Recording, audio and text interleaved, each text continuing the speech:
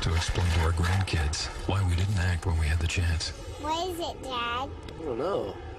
You're gonna have to ask Grandpa. A conservation plan, including a network of marine protected areas, will help turn things around before it's too late. Tell the federal government to keep its promise and protect our oceans. Take action at healthyoceans.ca. Healthy Oceans. Very interesting ad right there. David Suzuki joining us right there. You know, you almost have a chuckle looking at that ad, but it's almost a sad reality. It's a poignant ad because, you know, the thought that my grandchildren might not be able to even know what a rod and reel are because they won't be able to fish.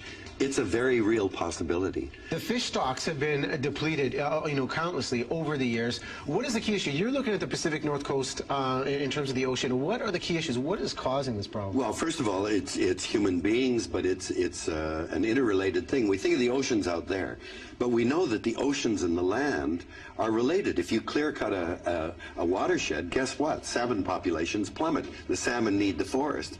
Now we've learned that the salmon, actually, the forest needs the salmon. The salmon feed the forest by their carcasses being distributed through the woods. Now we know that the ocean is being affected by the atmosphere because the air now is full of more and more carbon dioxide, which dissolves at that layer, at that interface, into carbonic acid, and the oceans are becoming acidified. So they're all a part of a single system. Humans come along and say, oh, wow, empty oceans, let's put some fish farms here, and let's put some oil transportation routes down here.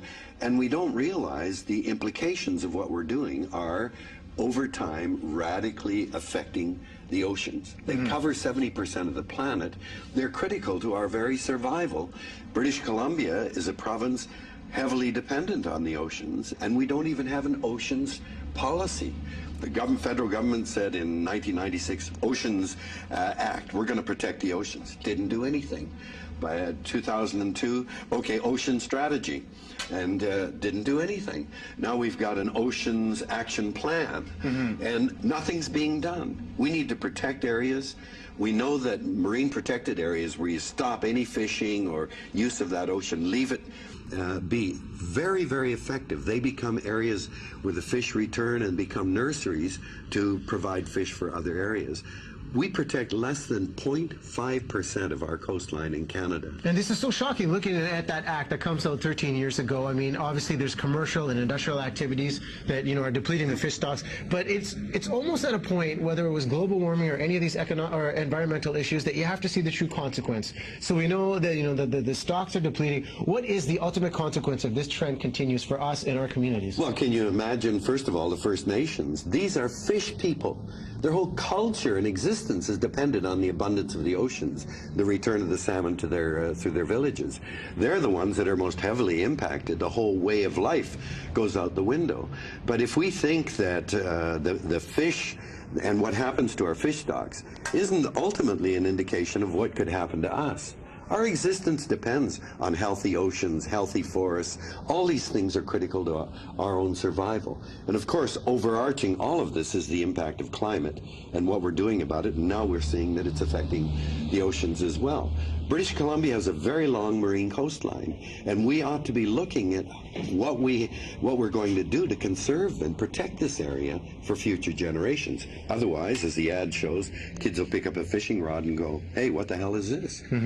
We had Alana Mitchell, author of a very important book, Seasick, on the show this week. And obviously the ocean is important in stabilizing atmospheric temperatures. So what happens now in terms of action we can take? The average person watching at home thinks, I want to do something to be a catalyst, to create change. What can they do, and how much is reversible at this point?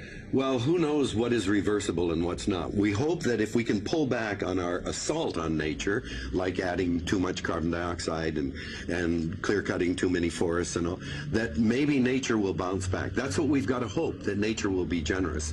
But we've got to begin to discuss an integrated management plan of management and conservation and protection of a whole area. And that's what we're looking at now. There's this area called PENSEMA, which is the Pacific Coast, North Coast Integrated Management Area. a vast area running from Port Hardy all the way up to the Queen Charlotte Islands and the coast of Alaska. Let's look at this whole area and see what we can do now to manage it in an integrated way. That's the challenge. So there's going to be a meeting here in British Columbia on I think March 26th, 27th.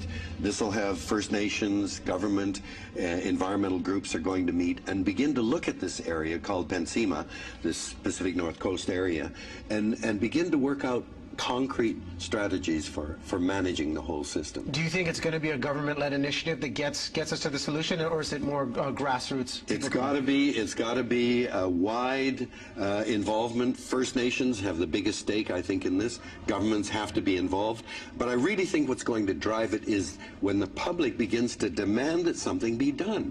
The history in Canada is we promise all kinds of things at the federal level from the government. Oh yeah, we'll do this, you know, we'll do that. We don't do a bloody thing. And what ultimately drives it is when the public begins to put pressure on our elected representatives and say, look, we care about this, we want something done about it. And that's what we're hoping the ad will get people concerned and begin to become involved and put pressure on government. What's the best first step for the average person?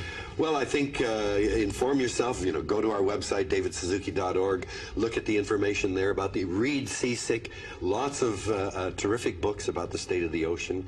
If you care about the ocean, then I think you have no choice but to get involved. A lot of good insights, David. Thank you so much for coming on.